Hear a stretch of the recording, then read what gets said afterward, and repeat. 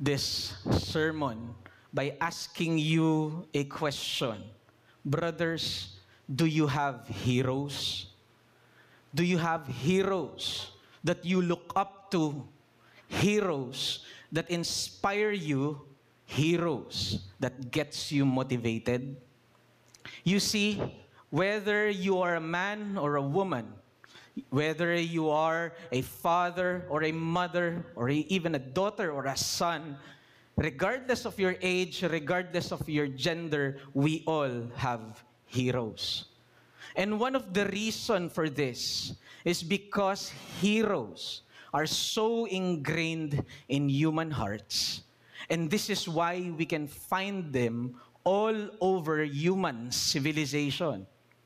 Every human culture, whether primitive or advanced, lahat ng pantaong kultura, ito man ay nakaraan at hinaharap.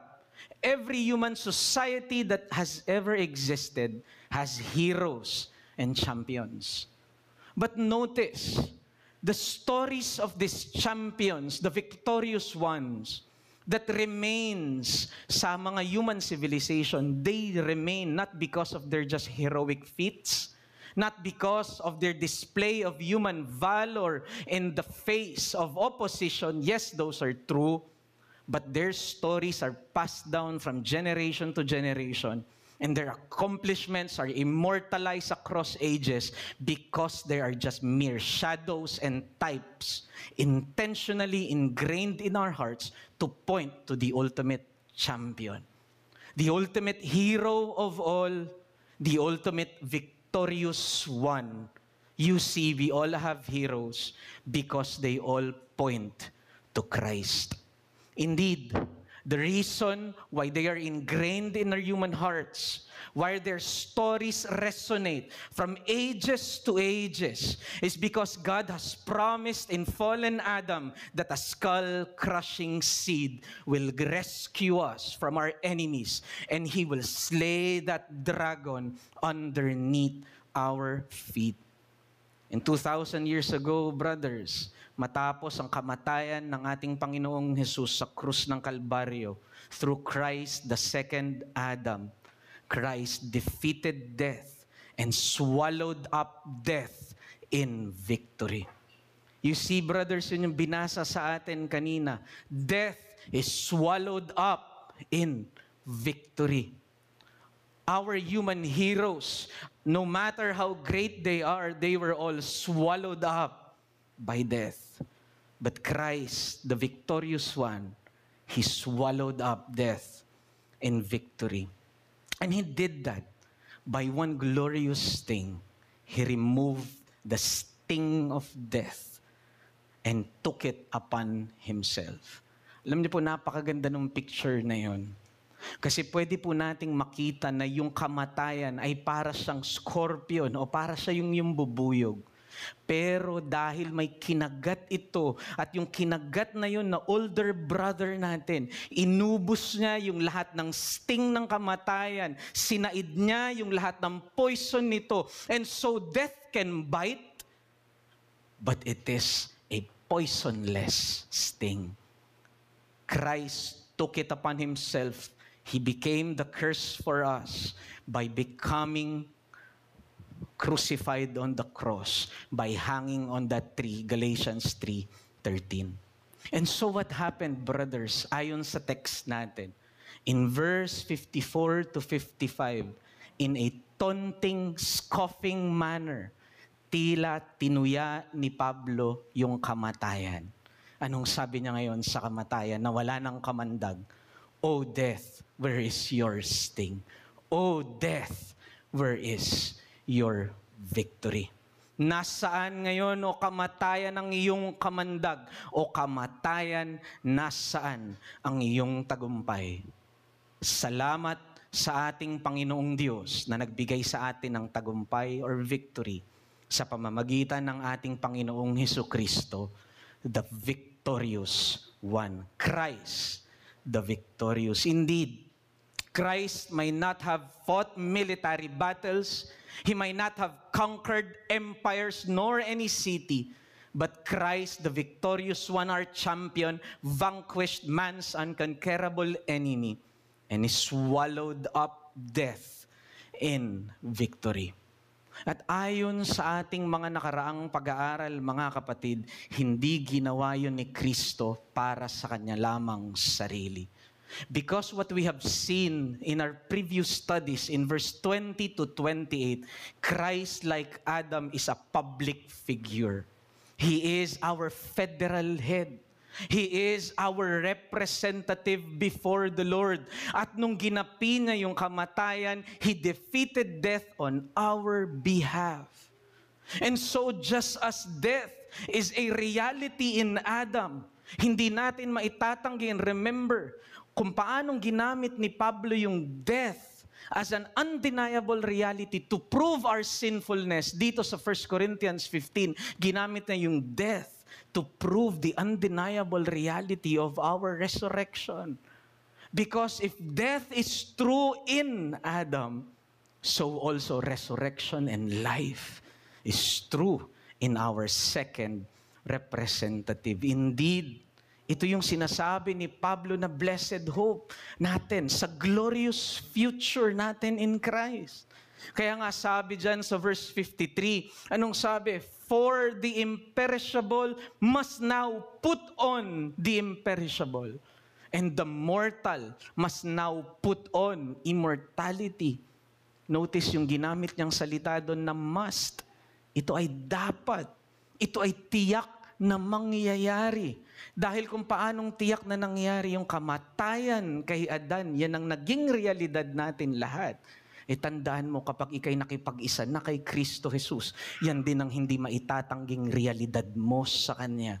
Kung totoo ang kamatayan kay Adan, tunay at totoo din ang pagkabuhay kay Kristo. So it must put on immortality.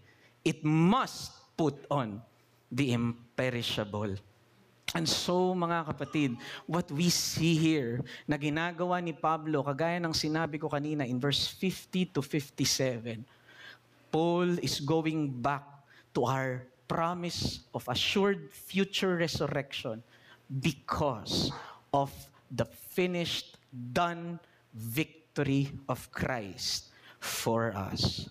But sadly, mga kapatid, some in the Corinthians are beginning to reject itong promise ng glorious resurrection para sa mga mananampalataya.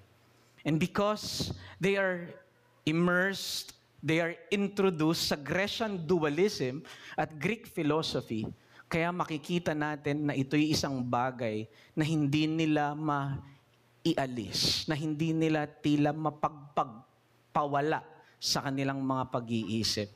You see, Grecian dualism o yung Greek philosophy teaches na ang katawan nating ito ay evil at ang tunay na eternal existence ng tao talaga is to become a floating soul. And so merong sharp divide pagdating sa katawan na pisikal at pagdating sa ating kaluluwa. And so, ang sasabihin ng mga Greek philosophers, kapag ikaw ay namatay, good riddance na yon sa katawan.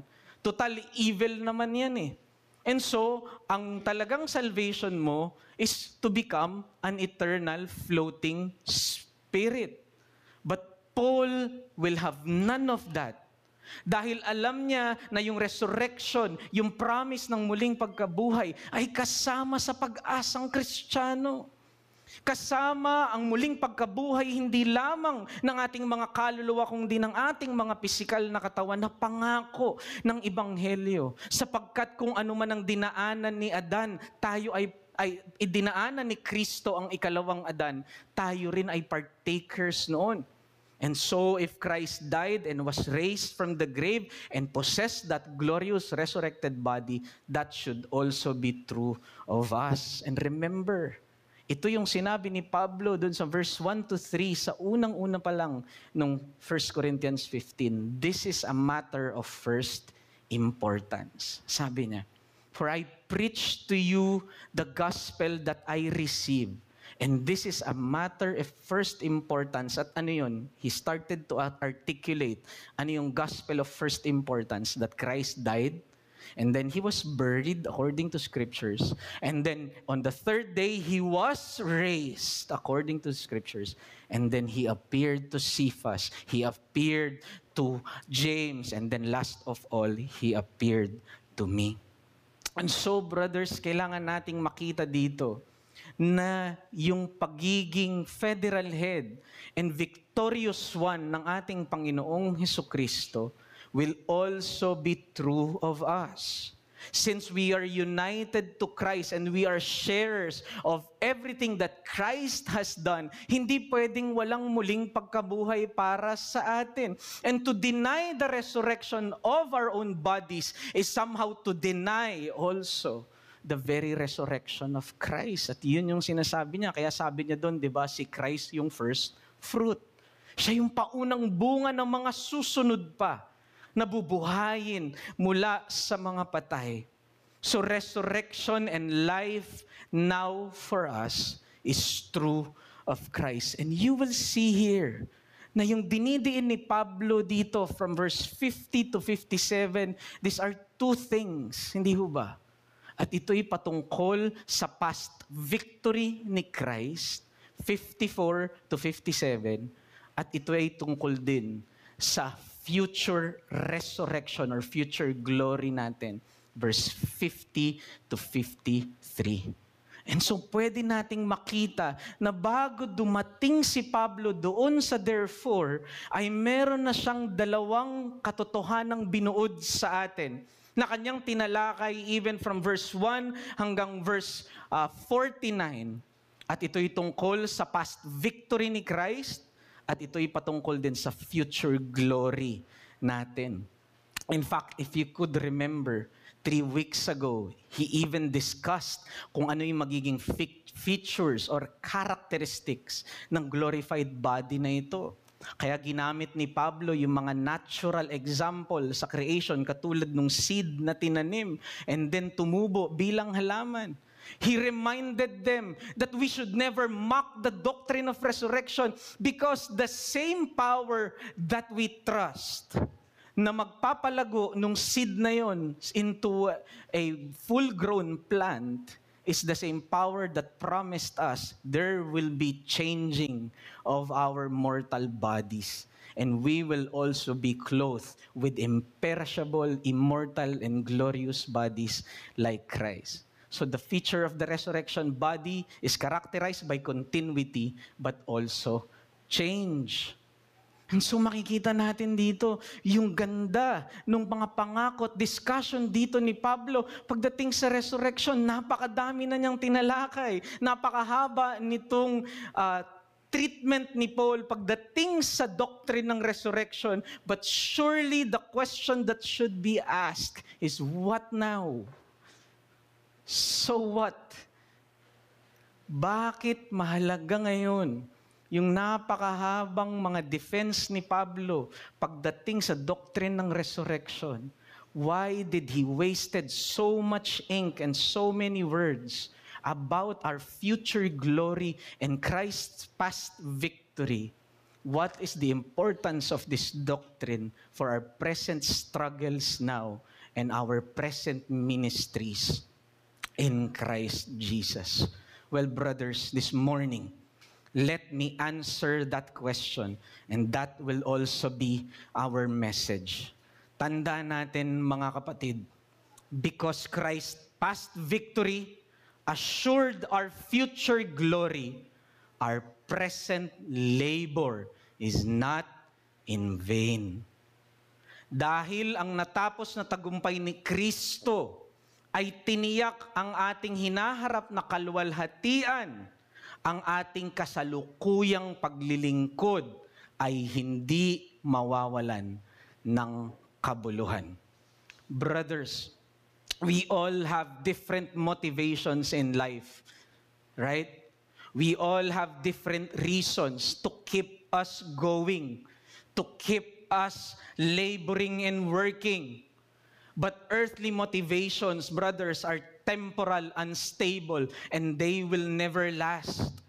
What we need in our life and ministry, in our service to the Lord, are unchanging eternal motivations that will enable us to abound in our labor in the Lord and be steady, stable, and steadfast in our service to Him. At yan yung pinapaalala ni Pablo from verse 50 to 57. Remember Christ's past victory and remember that assured your future glory. Therefore, be immovable, steadfast, always abounding in the work of the Lord, for your labor in the Lord is never in vain. And so, pwede nating masabi that these two gospel realities ay ginamit ni Pablo para magkaroon tayo ng tibay at paglago sa ating present na paglilingkod sa Panginoon. Isa po sa paborito kong mga gamit sa bahay ay yung tension rod sa bahay. Bukod sa hindi ko na kailangan magbarena dahil may madaling solusyon, yung tension rod po ay isang parang mahabang stick yon na kapag inikot mo yon ay magpe-press yun sa magkabilang wall ng inyong bahay.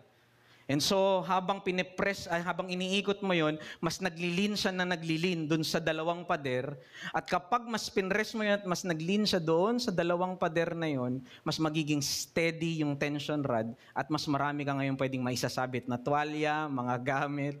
Hindi mo na kailangan magbarena. And you see, brothers, pwede nating mahalin tulad sa tension rod na yan at sa dalawang wall na yon, yung promise ng Diyos sa atin.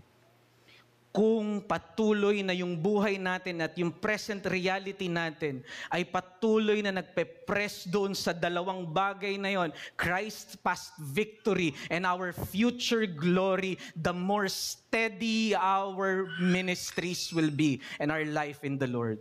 And the more load we can carry as we serve the Lord, steady, immovable, and abounding in Christ. And so I believe, mga kapatid, kapag malinaw na yan, yung Christ's victory at yung future glory natin, there are two things that will be affected sa ating mga buhay. First, it will help us and motivate us towards doctrinal stability. And second, it will help us and motivate us towards ministerial industry. So una, doctrinal stability, and second, ministerial industry. Pagtatag sa doktrina at paglago sa ministeryo. So first, mga kapatid, pagtatag sa doktrina or doctrinal stability. I don't know, brothers, if you're familiar doon sa ancient Roman city na Pompeii. Alam niyo po yung Pompeii, may movie po yan kung gusto niyo pong panoorin. Kilala po yan as the famous city that was buried alive by a strong volcanic eruption. And the date was August 24, 79 AD, nung pumutok yung Mount Vesuvius. And everything in that civilization ng buong city ng Pompeii was buried alive. It was said that the Mount Vesuvius spewed volcanic ash and rock and volcanic lava at the rate of 1.5 million tons of debris per second. Imagine that. 1.5 million tons of ashes and rocks na rumaragasa yung binuga nun in seconds. And so, brothers, ang nangyari, ang naging result nun, lahat ng city sa Pompeii were buried 21 feet deep. Naalala niyo po yung Kagsawa Church sa Bicol? Di ba, ang nakikita na lang doon sa Kagsawa Church sa Bicol yung bell?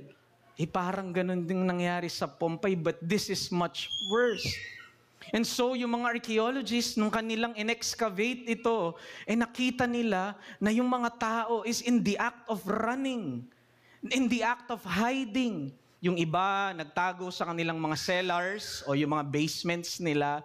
Yung iba naman nandun sa upper room na tila naghahanap ng cover. Yung iba naman nandun sa gitna ng daan na nakita nila na tumatakbo, but they were covered immediately with ash. But what the archaeologists was so amazed is they found at the city gate of the city of Pompeii, merong isang Roman sentinel. He was standing there, holding his spear. Yung mga Roman sentinel, they were, binigyan sila ng duty na i-guard yung city. And as they peel, unti-unti yung mga ashes na yon, nakita nila na yung Roman sentinel na yon, nakatayo at hawak yung kanyang spear, steadfast and immovable, sa gitna ng chaos at sa gitna ng kaguluhan, na natiling matibay, matatag, at nakatayo yung Roman soldier na yun. Brothers, this is the same firmness. This is the same stability that Paul is also calling the Corinthians in their present service to the Lord. Therefore, in light of all this glorious blessing, Christ's past victory and your future glory, be immovable, steadfast.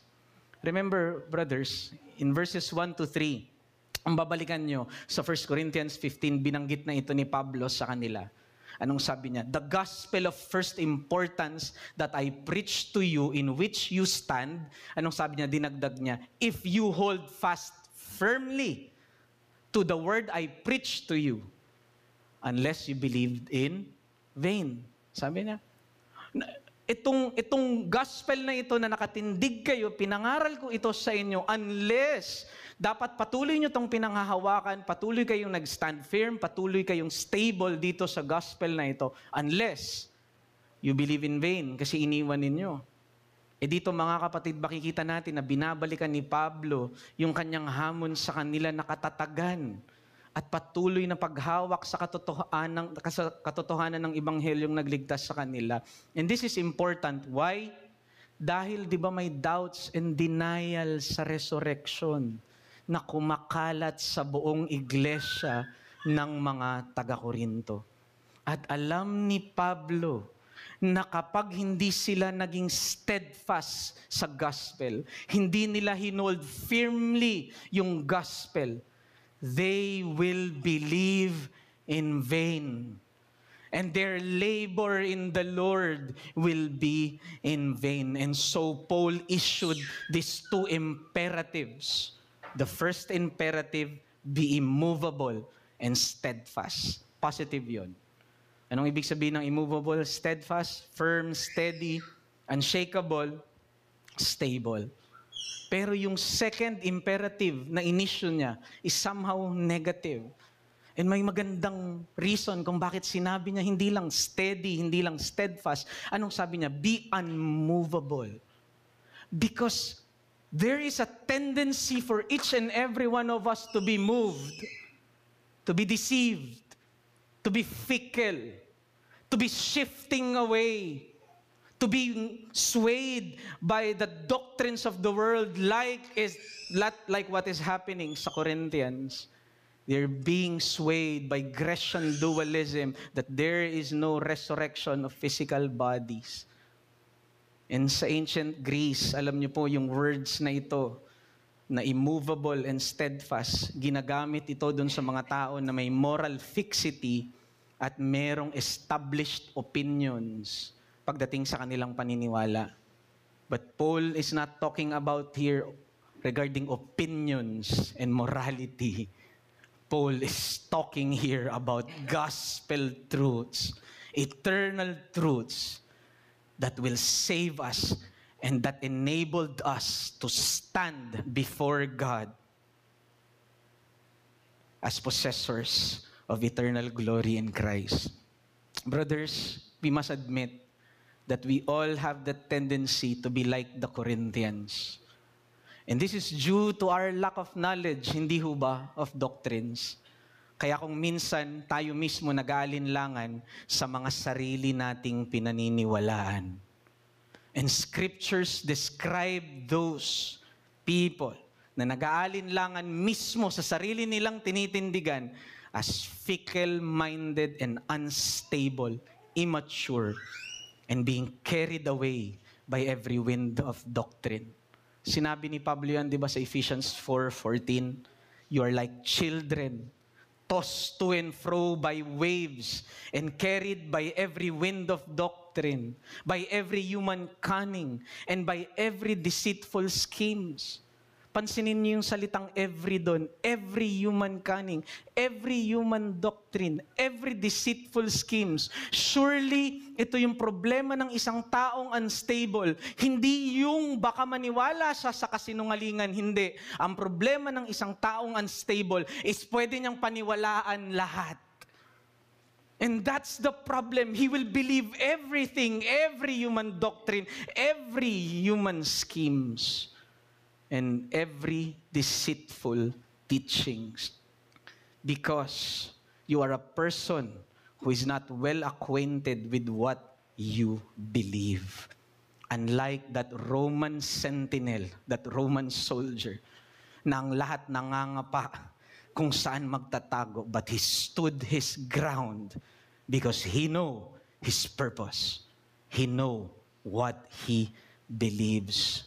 Remember this, brothers.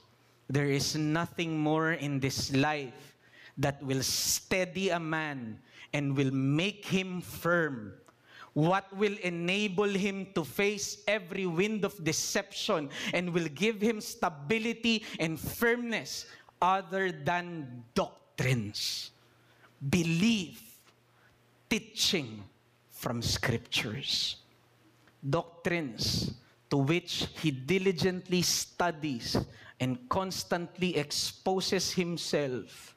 Brothers, it is only by having the fortitude of biblical doctrines we can stand in the face of the world's ashes of lies and lavas of deception. It is only by holding that spear of the Word of God like that Roman sentinel in the face of an earth-shattering, raging volcanic ashes, we can remain steadfast and immovable in the face of all the lies and human doctrines of this world. Because if not, the alternative is worse. Hindi lang lulubog tayo 21 feet deep sa ashes. Brothers, the alternative is worse if we do not become steadfast. Everything that we did, everything that we believed, everything that we began is in vain. Sabi ni Paul, unless you believe in vain, therefore, your labor in the Lord will be in vain. Mga kapatid, hindi po ba ang rason kung minsan kung bakit unstable din tayo at madaling madala sa iba't ibang mga katuruan ay dahil hindi rin tayo lumalalim sa sarili nating mga doktrina at pinaniniwalaan. Therefore, to become steadfast and stable is also to become deeply rooted and well acquainted with what we believe. But notice, to become deeply rooted takes discipline. To become deeply rooted takes effort. It takes desire. Yung pako, hindi talaga yan babaon kung hindi mo yan pupukpukin.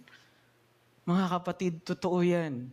Hindi rin po tayo lalalim sa ating mga katotohanang pinaninindigan kung hindi rin tayo magbibigay ng effort at pagsisikap na ibaon ito at ipukpok ito araw-araw sa ating mga puso. Because if we believe this is true, then the only option is that we must embed it deep in our hearts and our conscience until that is the last thing we will ever think about. And so I believe, brothers, the lesson that we can learn from here and we can apply sa ating mga buhay is that we must cultivate diligence in study of doctrine and active engagement in doctrinal issues. Mga kapatid, hindi natin dapat kinakatamaran ang pag-aaral ng doktrina at hindi rin dapat tayo umiiwas sa mga usapin patungkol sa doktrina. And this is the danger of pietism, brothers. Pietism is a retreat to the self. It is avoiding doctrines and doctrinal discussion. Dahil ang origin nito ay galing ito sa Germany na kung saan may mga believers na nagsawa na at tila napagod doon sa debate ng mga Roman Catholics at mga Protestant Reformers. At dahil sila'y napagod dito, ang iniisip nila, tama na yung mga doktrina. Tigil na natin yan. Ang importante ngayon sa ating mga sarili, paano natin i-apply yan sa practical na mga buhay natin. This is an overreaction against the Catholic and Protestant debate. And so instead of emphasizing doctrine and theology, their emphasis, itong pietism na ito, shifted on practical and emotional issues. Hence, quiet time. Kaya tayo may quiet time. Bakit? Although hindi naman masama buong buo yung quiet time, pero kung kailangan natin makita na yung origin niyan ay sa pietism. Kasi ang sinasabi nila, tama na yung public engagement. Tigil na tayo sa usapin ng doktrina with our brothers, with our brethren. Ang importante, quiet time sa sarili mo na lang. What does the text mean to you? And that's what is important. And so the question that is asked now is, what does the text mean to you privately? Instead of dealing with doctrinal issues together with the church, together with the history of the confessions, together with your pastor, and together with your brethren in the Lord. Pietism is a retreat from doctrine to the self, to the practical, and everything emotional. Remember, brothers, naniniwala po ako, second to preaching, open discussion with brothers about doctrine is what builds the church. Kaya tayo may extension ng question and answer. Hindi ho ba nakikita nyo sa ating iglesia? Kaya po tayo sa lunch fellowship, ine-extend natin yung mga usapan dito. Because naniniwala tayo, after preaching, after the teaching of the church, discussion with brethren is vital for our growth, for our stability, for our doctrinal stability. And so ang challenge sa atin dito, mga kapatid, let us actively and diligently engage in theological discussion towards doctrinal stability. You cannot battle these things on your own.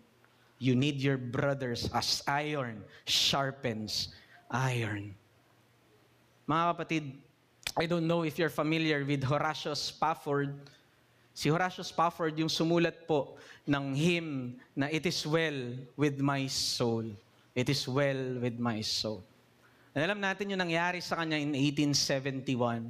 Siya po ay na-involved sa isang Chicago fire na kung saan tinupok ng apoy yung lahat ng ari-arian ni Horatio Spafford. But the worst is not yet.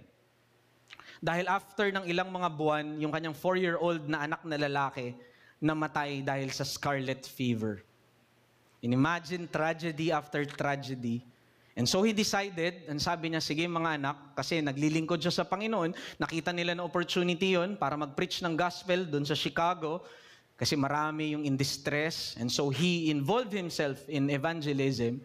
And so sabi niya sa kanyang asawa at kanyang 4 na anak na babae, sige pumunta muna kayo sa England para doon kayo magbakasyon. But a tragic accident happened. Habang naglalakbay sa Atlantic Ocean, yung lulan, yung kanyang mga anak at asawa, lumubog ito. And then yung asawa lang niya yung natira, yung 4 na anak niyang babae ay namatay. And you will ask, what held the sanity of this man intact? Nawala lahat ng ari-arian niya. His only son died. 4 daughters died as well. Hindi ko sasabihin na natira yung asawa, no? Yung asawa, blessing yun. At least may ibinigay sa kanya ang Panginoon. But what made that man not abandon faith? What held his sanity is not his knowledge about math. He's an attorney, not his knowledge about law, not his knowledge about music.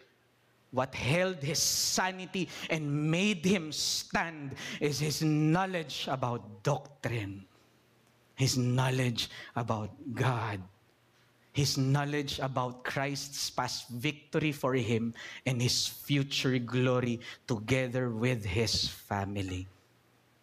And so, in one line ng hymn na yon, anong sabi ni Horatio Spafford? Though Satan should buffet, though trials should come, let this blessed assurance control. At ano yung blessed assurance na yon? Na mag-steady sa kanya. That Christ has regarded my helpless estate and has shed His own blood for my soul. Doctrine at its finest. So brothers, I hope na ito yung makita natin na napakahalaga. Let's lean more steady sa mga doktrinang ito. So that as we lean more steady sa mga doctrines na ito, it will give firmness and stability sa ating present na paglilingkod sa Panginoon. So first point is doctrinal stability. But our second point is ministerial industry. Ito yung pangalawang dinudulot ng mga kaluwalhatian ni Kristo sa atin. And let me invite you to read in verse 58, anong sabi niya? Always abounding in the work of the Lord. Always abounding in the work of the Lord. The word abounding here, brothers, means to overflow, to exceed, to excel beyond what is normal. The picture is like that river na umaapaw yung kanyang tubig across its banks. Another picture ng abounding is yung baso na dahil sa sobrang pagpour ng tubig o liquid, umaapaw na rin siya. Yun ang ibig sabihin, umaapaw sa paglilingkod sa Diyos. And this is why I use the word industry, ministerial industry, because industry means yung mga business and enterprises becomes overwhelming in their output. Kaya tinawag na silang industry, the car industry, the music industry, the food industry, the manufacturing industry. Kasi sobra yung output nila. Kaya nga meron tayong definition, di ba? Pag yung isang bagay umaapaw na, anong naalala natin na expression? Industriyan na yan, kaibigan. Kasi nga, sobrang dami na, overwhelming na. And that is what it means, industry. It is something that is producing in large quantities in a steady and a consistent manner. Kaya mo matatawag na industriya yung isang bagay, yung manufacturing ng cars, ng music, ng food is an industry sapagkat ito ay nagmamanufacture in large quantities in a consistent manner. And so, ang point dito ni Pablo, I believe, somehow the church should also become a gospel ministerial industry. Dapat yung iglesia din ay nagpo-produce ng works of the Lord in large quantities. At yan yung challenge ni Paul sa mga taga-Korinto. In light of Christ's victory that ensures our future glory, the church must become an industry of ministry, super abounding in the work of the Lord. You see, brothers, ito yung point ni Pablo kung bakit mahalaga yung past victory ni Christ at future glory natin, kasi dito niya gagamitin itong dalawang ito upang hamunin tayo na patuloy na maging malago sa ating present na paglilingkod sa Panginoon. But the question is, abounding in what? Ang dinikit ni Pablo doon, abounding in the work of the Lord. And that's the next question. Ano yung work of the Lord dito? Now, the word of is in genitive, and the Lord is in genitive. At alam natin, pag sinabi nating genitive case, it is the case of possession or ownership. So, Abounding in the work of the Lord. So, ibig sabihin, yung work dito is something that is in possession of the Lord. It is the Lord's work. It is something that belongs to God, but He handed it to the church. That's the logic of it. We must abound in the work of the Lord. It belongs to Him. Pero dahil tayo yung katawan, tayo yung kanyang body, yung church, He handed that work to us.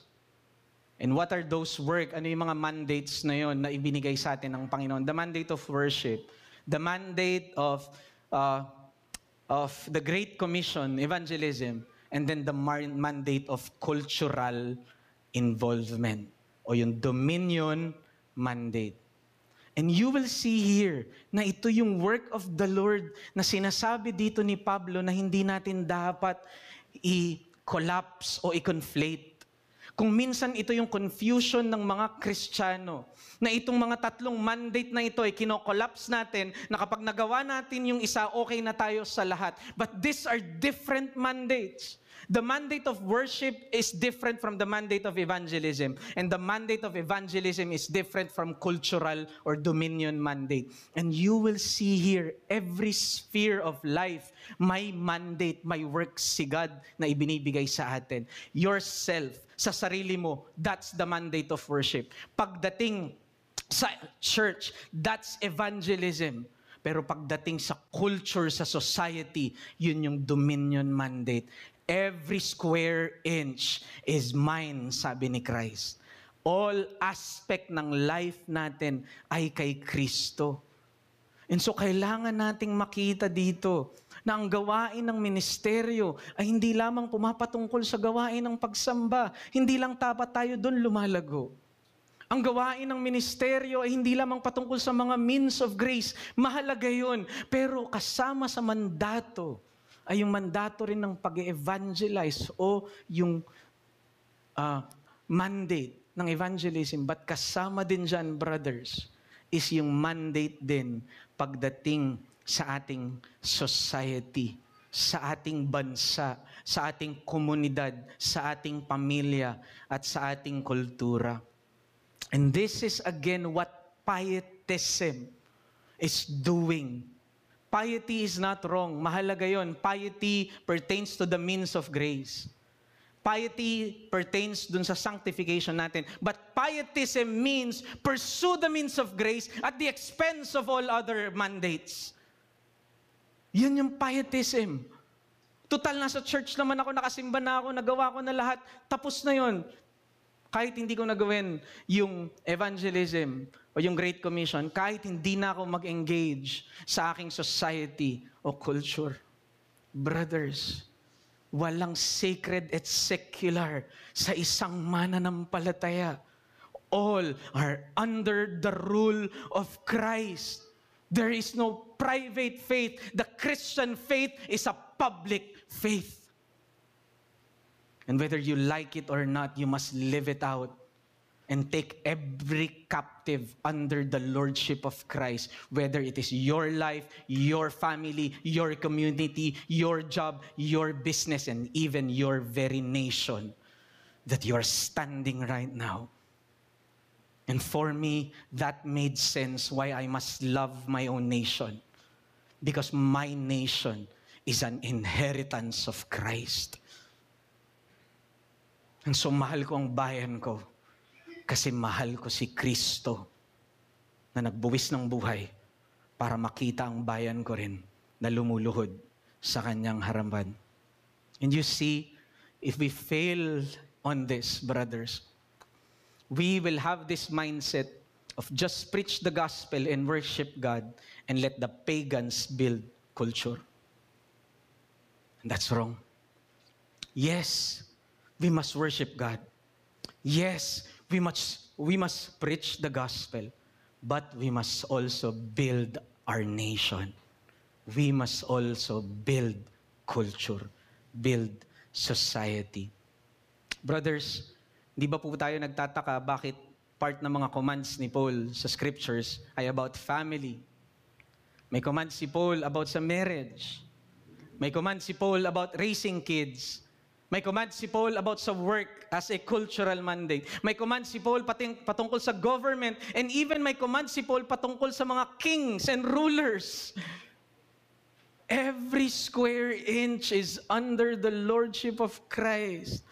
At yan ang dapat nating maintindihan, that we must also abound in the work of the Lord. We must not conflate those things. I know our church abound in worship. And salamat nakabalik tayo dun sa work ng evangelism through DVBS. Nawa sa tulong ng Panginoon ay lumago pa tayo dito. Pero kapatid, kung hindi ka man na-involve sa mga bagay na ito at nagkukulang ka, sana hindi mo maliitin yung cultural mandate na meron ka sa trabaho mo araw-araw, sa negosyo mo araw-araw, sa iyong pagiging mabuting ina, sa iyong mga anak, sa iyong pagiging mabuting asawa. Huwag mong maliitin yan. Parte yan ng iyong ministeryo sa Panginoon na kapag ginagawa mo in abundant and faithful manner, you are abounding in the work of the Lord. So we should build families, Christian homes. Kaya mainam ang pag-aasawa at pagbuo ng pamilya. Amen po ba?